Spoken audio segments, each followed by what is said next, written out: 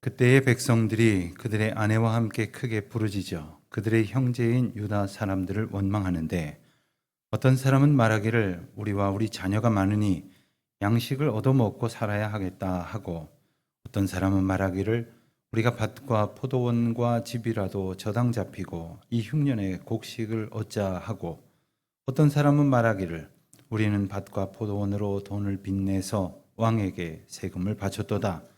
우리 육체도 우리 형제의 육체와 같고 우리 자녀도 그들의 자녀와 같거늘 이제 우리 자녀를 종으로 파는도다. 우리 딸 중에 벌써 종된 자가 있고 우리의 밭과 포도원이 이미 남의 것이 되었으나 우리에게는 아무런 힘이 없도다 하더라. 내가 백성의 부르짖음과 이런 말을 듣고 크게 노하였으나 깊이 생각하고 귀족들과 민장들을 꾸짖어 그들에게 이르기를 너희가 각기 형제에게 높은 이자를 취하는도다 하고 대회를 열고 그들을 쳐서 그들에게 이르기를 우리는 이방인의 손에 팔린 우리 형제 유다 사람들을 우리의 힘을 다하여 도로 찾았거늘 너희는 너희 형제를 팔고자 하느냐 더구나 우리의 손에 팔리게 하겠느냐 하매 그들이 잠잠하여 말이 없기로 내가 또 이르기를 너희의 소행이 좋지 못하도다. 우리의 대적 이방 사람의 비방을 생각하고 우리 하나님을 경외하는 가운데 행할 것이 아니냐. 나와 내 형제와 종자들도 역시 돈과 양식을 백성에게 구워 주었거니와 우리가 그 이자 받기를 그치자. 그런즉 너희는 그들에게 오늘이라도 그들의 밭과 포도원과 감람원과 집이며 너희가 구워준 돈이나 양식이나 새 포도주나 기름의 100분의 1을 돌려보내라 하였더니 그들이 말하기를 우리가 당신의 말씀대로 행하여 돌려보내고 그들에게서 아무것도 요구하지 아니하리이다 하기로 내가 제사장들을 불러 그들에게 그 말대로 행하겠다고 맹세하게 하고 내가 옷자락을 덜며 이르기를 이 말대로 행하지 아니하는 자는 모두 하나님이 또한 이와 같이 그 집과 산업에서 털어 버리실지니 그는 곧 이렇게 털려서 빈손이 될지로다 하매 회중이 다 아멘 하고 여호와를 찬송하고 백성들이 그 말한 대로 행하였느니라. 아멘. 이스라엘을 여행해 보신 분들은 아시겠지만 지금의 예루살렘은 결코 작은 도시가 아닙니다.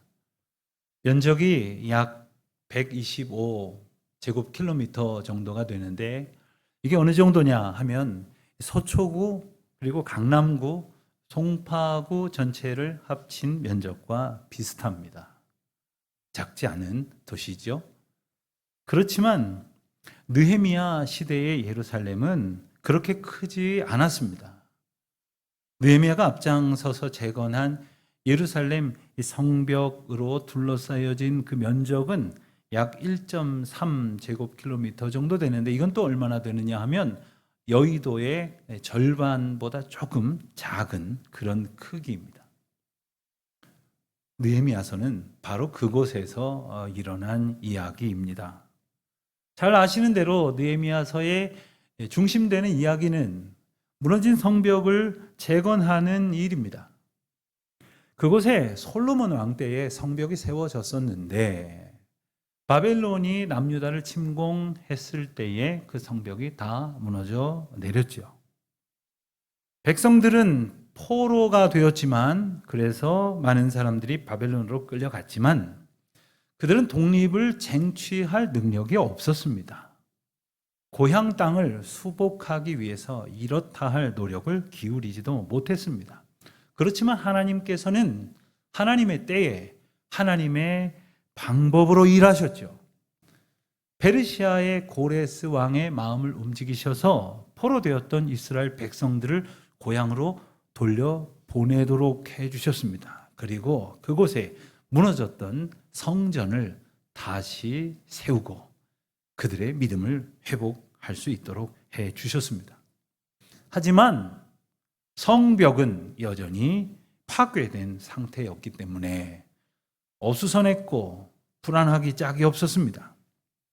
이 성벽이라는 삶의 터전의 경계가 없었기 때문에 백성들은 늘 불안했으며 일부 백성들은 예루살렘 터 안에 거주했지만 많은 사람들은 예루살렘 외곽에 이리저리 흩어져 살 수밖에 없었습니다. 이 울타리가 없이 사는 생활이라는 것이 불편하기도 불편했지만 그보다 더 심각했던 것은 불안했던 문제였을 것입니다. 다른 위치에, 다른 지역에 사는 부족들이나 국가로부터 언제든지 공격받을 수 있는 형편이 아니겠습니까? 그렇기에 예루살렘 성벽 재건의 1차적인 의미라고 한다면 하나님께서 백성들에게 평안을 허락하시는 하나님의 특별한 사랑이라는 것을 깨달을 수가 있습니다. 그리고 또 한 가지, 그 성 안에 모여서 성전을 중심으로 아름다운 신앙 공동체의 평강을 누리게 하시려는 하나님의 특별한 은총이었다. 이렇게 말할 수 있겠습니다. 어떻습니까? 모두에게 기쁘고 감사한 일 아니겠습니까? 그렇지만 실상은 그렇지 못했다 하는 것이 오늘 본문이 일러주는 내용입니다. 뭐가 문제였을까요? 오늘 말씀 보니까 백성들의 탄식 소리가 여러 절에 걸쳐서 나오는데 특별히 1절 말씀을 보면 이 백성들이 크게 부르짖고 원망을 했다고 했습니다. 그런데 그 대상이 다름 아닌 동족들, 유다 사람들을 향한 원망이었다니 그 내용이 무엇인지 들여다볼 수밖에 없을 것 같습니다. 우선 그 원망의 이야기를 하는 세 부류의 사람들이 소개가 됩니다. 2절을 보니까 첫 번째 부류는 이렇게 말했다고 합니다. 우리 자녀가 많으니 양식이 없어서 양식을 얻어 먹고 살 수밖에 없다. 이렇게 푸념을 하는 것입니다. 3절에 보면 두 번째 부류가 등장을 하는데 그들은 말하기를 밭과 포도원과 집이라도 저당 잡히고 곡식을 얻어야 할 그런 형편이 되었다. 이렇게 호소를 하고 있습니다. 다시 말하면 오늘 먹고 살기 위해서 내일에 희망이 될 만한 것들을 다 담보로 걸어야 할 그 정도의 상황이 됐다는 말입니다. 4절과 5절을 보면 세 번째 부류가 등장을 하는데 그들은 말하기를 우리는 빚을 내서 세금을 바쳐야 할 정도다라고 말합니다. 세금을 바쳐야 하기 위해서 빚을 져야 할 정도다 하는 탄식입니다. 여러분, 세금이란 모름지기 예나 지금이나 소득이나 소비에 부과하는 것 아닙니까? 그런데 충분히 벌지도 못하는 상황에서 먹고 살 것도 없는데 세금을 내야 하니까 빚을 질 수밖에요. 그런데 그 빚이 계속 쌓여갈 것 아닙니까? 그러니 그들의 고통이 더욱 커져만 간다 하는 탄식입니다. 한마디로 백성들은 경제적인 고통을 호소하고 있는 것이고 그 이유는 다름 아닌 경제적인 착취와 사회적인 불평등한 구조에서 비롯되었다. 이러한 사실을 우리는 본문에서 짐작할 수 있을 것 같습니다. 아마도 우리가 읽은 것처럼 흉년이 그 어려움을 더하게 했을 것입니다. 자, 그렇게 되면 어떻게 살 수 있겠습니까? 내게 가진 것이 없으니까 곁에 가진 자들에게 의존할 수밖에 없는 것 아닙니까? 그런데 가진 자들은 없는 사람들에게 돈을 꿔주고는 그 돈을 갚지 못한다고 이자에다가 또 원금을 요구하면서 그들이 가지고 있는 밭이나 포도원을 빼앗았던 모양입니다. 심지어는 그들의 자녀를 종으로 끌고 가는 그러한 참담한 현실이 되었음을 오늘 본문은 우리에게 보여줍니다. 내가 가지고 있는 것으로 다른 사람들을 돕는 것이 아니라 이자놀이와 재산 착취를 거듭했고 그리고 빈부격차는 더욱 극심해졌으니 가난한 자들의 고통은 더 말할 것이 무엇이겠습니까? 지난 한 주간 몽골에 가서도 톡톡히 느낀 것인데 가난한 나라들, 특별히 후진국들에게서 볼 수 있는 심각한 문제 중에 하나는 빈부격차라 이렇게 생각이 듭니다. 그리고 이것이 더욱 심해진다는 것이 걱정스러운 일이죠. 가진 자들, 권력을 가졌건 영향력을 가졌건 실질적인 물질을 가졌건 이들이 없는 사람들을 돕는 구조가 되기를 바라지만 실상 세계의 많은 나라들, 많은 사회는 그렇지 못한 것이 현실입니다. 어떻게 하면 그 문제를 해결할 수 있을까요? 오늘 본문의 예루살렘에 처한 이 문제의 소식을 들은 느헤미야는 크게 분노했습니다. 그렇지만 7절 말씀을 보니까 그는 성질대로 급히 반응한 것이 아니라 우선 깊이 생각했다고 성경은 전하고 있습니다. 여기서 깊이 생각했다는 말은 말라크라고 하는 히브리 단어가 번역된 말인데 이 단어가 성경 다른 곳에서는 어떻게 번역되곤 했느냐 하면 다스리다 혹은 뜻을 여쭙다 이런 말로 번역되곤 했습니다. 자, 우리에게 이 분노할 만한 이야기가 들려졌습니다.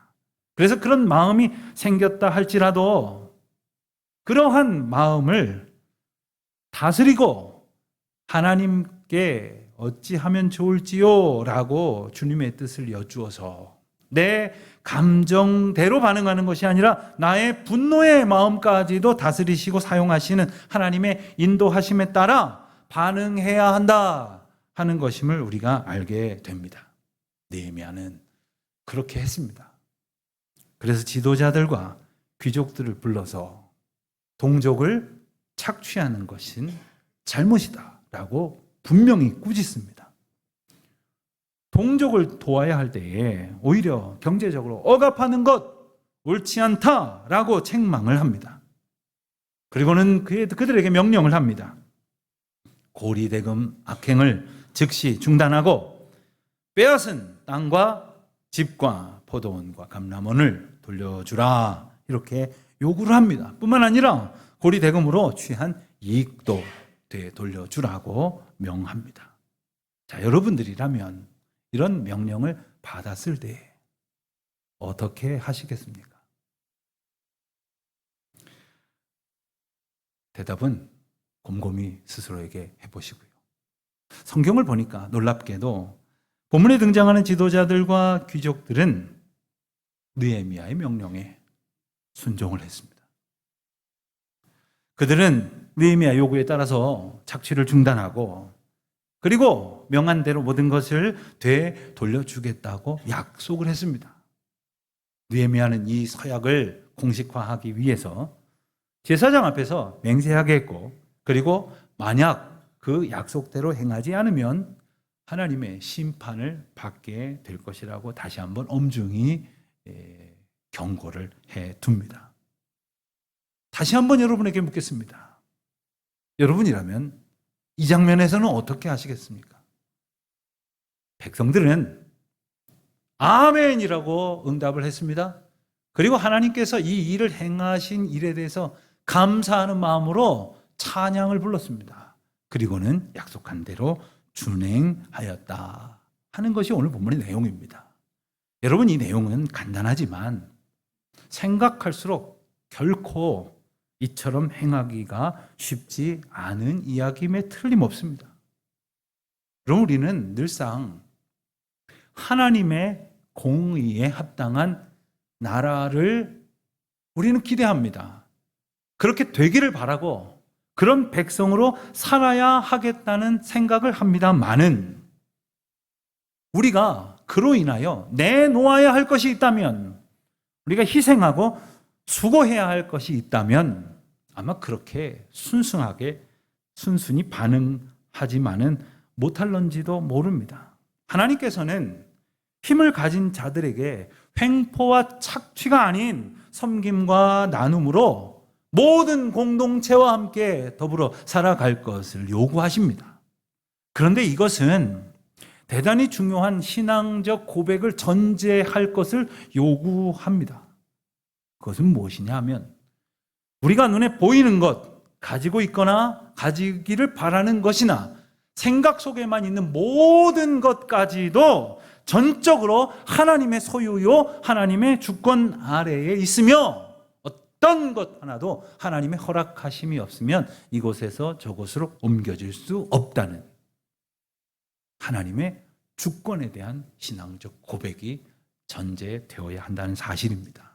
아멘입니까? 이 사실을 모르기 때문에 어떤 사람들은 내 손 안에 있다고 내 것인 줄 알아요. 내가 가지고 있다고 해서 내 마음대로 할 수 있다고 생각을 합니다. 내가 노력해서 가지게 되었다고 하나님 앞에 감사하지도 않습니다. 끊임없이 욕심을 부립니다. 탐합니다. 가능한 한 더 가지려고 하고 쌓으려고 하고 그러다 보니까 남의 것을 빼앗기도 합니다. 빼앗아 놓고도 정당하게 내가 번 것인 줄 압니다. 하나님께서 주신 것을 하나님이 주신 것이라고 감사하지 못하면 욕망이 작동을 하게 되는 거예요. 우리는 모두 하나님께 무한한 은혜를 받은 사람입니다. 그런데 얼마나 감사하면서 살아가고 있을까요? 때로는 우리가 누군가에게 선물을 주기도 하고 받기도 합니다. 명절을 앞두고 있다 보니 더욱 그러기가 쉽습니다. 그런데 제가 종종 그런 실수를 할 때가 있습니다. 어떤 분에게 좋은 마음으로 명절이나 평소에 선물을 이렇게 받게 되기도 하는데 잘 받았습니다. 참 감사합니다. 이렇게 제가 답을 드려야 되는데 경황이 없어서 그런지 깜빡할 때가 있어요. 혹시 여러분들에게 그러려니 좀 이해해 주십시오. 지난 한 주간 해외에 나가 있다 보니까 제게 전해진 어떤 선물을 보내주신 분에게 제가 답을 못 드렸더니 이분이 제게 문자로 저에게 뭘 보냈는데 못 받으셨나 걱정이 됩니다 하시길래 제가 그제서야 확인을 해보니까 뭐가 제 사무실로 와 있어요. 그래서 제가 미안합니다. 제가 해외에 나와 있어서 답을 못 드렸습니다. 그런데 저도 입장이 바뀌어져서 때로 그런 경험이 되니까 이런저런 생각이 다 들더라고요. 잘 전해지지 못했나 하는 생각도 들고 아니 내가 혹 마음에 기쁨을 준 게 아니라 섭섭하게 했나? 우리가 하나님의 은혜를 받은 자로서 하나님 앞에 감사하지 못한다면 그것은 하나님의 은혜 앞에 합당한 반응으로 살지 못하는 것 아닙니까? 이스라엘 백성들이 그랬던 모양입니다. 우리는 누가복음 12장에 나오는 미련한 부자의 이야기를 잘 알고 있습니다. 풍성한 수확을 거둔 한 부자가 더 큰 창고를 짓고 그래서 그 쌓아두는 것으로 만족을 하려고 했지만 하나님께서 그에게 이렇게 묻지 않으십니까? 오늘 밤 내 생명을 도로 찾으리니 그러면 내가 준비한 것이 누구의 것이 되겠느냐? 그렇습니다. 모든 것이 하나님의 것인데 하나님께서 우리에게 잠시 얼마간 허락하신 것을 어떻게 여기며 어떻게 사용하며 살기를 원하시는지 하나님께 여쭈어야 하지 않겠습니까? 이것이 하나님의 주권 안에 살고 있는 사람의 믿음의 고백이라 할 수 있을 것입니다. 여러분, 우리가 가진 것으로 이웃을 돌아보고 서로 돕고 나누는 것을 사회적 책임이라고 말한다면 하나님 모르는 사람, 신앙 없는 사람들 중에도 동의하고 그렇게 사시는 분들 아주 많습니다. 그런데 중요한 것은 단지 내 것을 나누는 차원의 문제만이 아니라 이것이 하나님의 주권 가운데에 어떠한 부가적인 은혜와 의미가 있는지를 우리는 깊이 오늘 본문을 통해서 좀 생각을 해봐야겠습니다. 하나님께서 이스라엘 백성들에게 성벽을 재건해 주신 것은 단순히 물리적 평안만을 갖게 하신 것이 아닙니다. 그들이 그 안에서 진정한 신앙 공동체를 이룰 수 있도록 결속하게 해 주셨다는 것과 함께 그들이 모여서 뭔가 더 하나님께서 주시는 은혜를 깨닫기를 원하셨던 거예요. 우리가 아는 대로 이스라엘 백성들이 성벽을 재건한 기간은 겨우 52일이었습니다.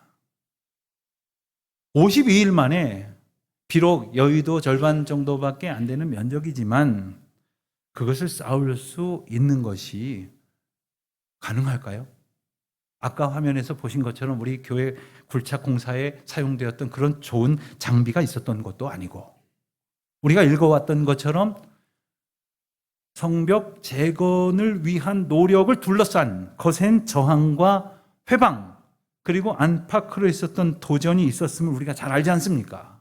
그리고 오늘 본문에서 읽은 것처럼 이런 사회 경제적인 문제가 적지 않은 사람들의 마음을 아프게 하고 있었는데, 그 성벽 재건이 단 52일 만에 가능할 수 있었던 것은 바로 하나님께서 하셨다는 사실을 그들에게 분명히 알게 하시려는 것이 아니고 무엇이겠습니까?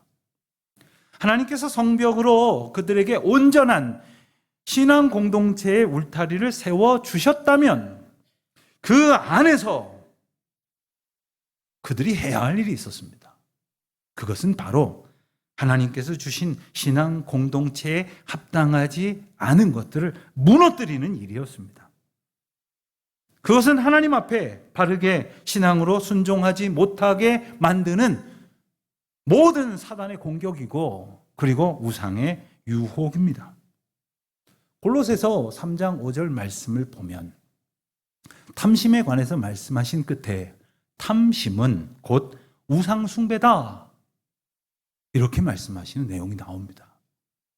흔히 이 부분을 읽으면 어떤 분들은 아니 욕심 없는 사람이 어디에 있습니까? 이렇게 간단하게 여기고 지나가려고 하실지 모르지만 탐심은 결코 가볍거나 간단한 일이 아닙니다. 어찌 보면 가장 강력하고 일상적인 우리를 향한 사단의 공격이고 우상의 유혹입니다. 여기에 사로잡히면 사랑하고 섬겨야 할 이웃의 것을 오히려 탐내고 빼앗으려고 하게 됩니다. 이것을 무너뜨리라는 거예요. 이 장벽을 부숴버리라고 말씀하시는 것입니다.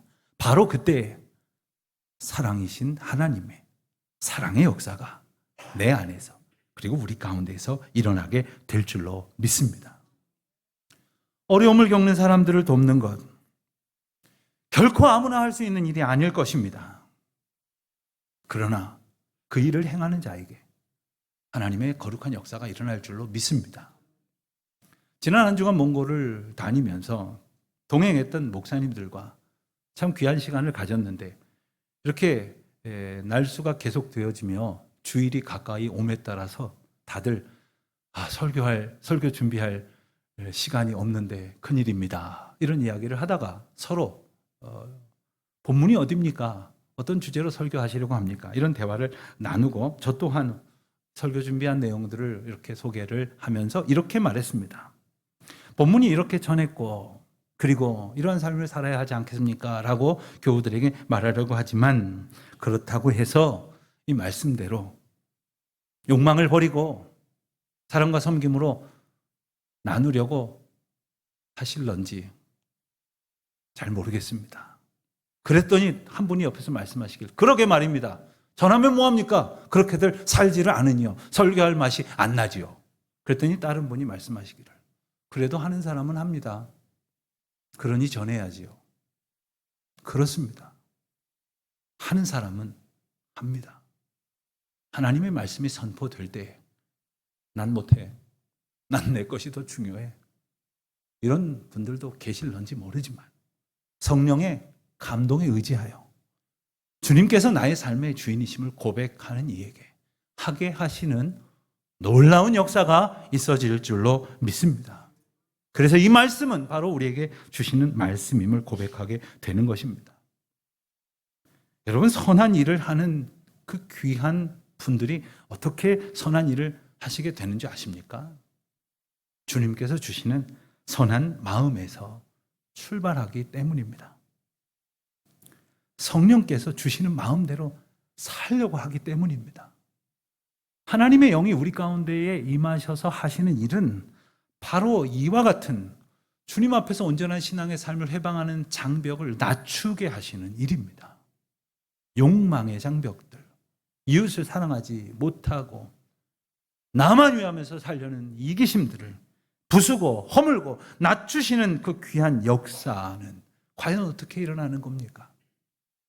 예수님께서 친히 막힌 담을 허심으로 죄인으로 죽어갈 수밖에 없는 저와 여러분을 아버지 하나님과 연합하게 하셨던 것처럼 우리 안에 계신 예수 그리스도만이 이 장벽을 부수고 하나님의 뜻과 온전히 연합하는 삶을 살게 하실 줄 믿습니다.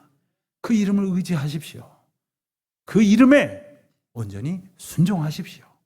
그 이름만 바라보십시다. 그 은총 가운데 믿음으로 살아가는 저 여러분 되시기를 축원드립니다.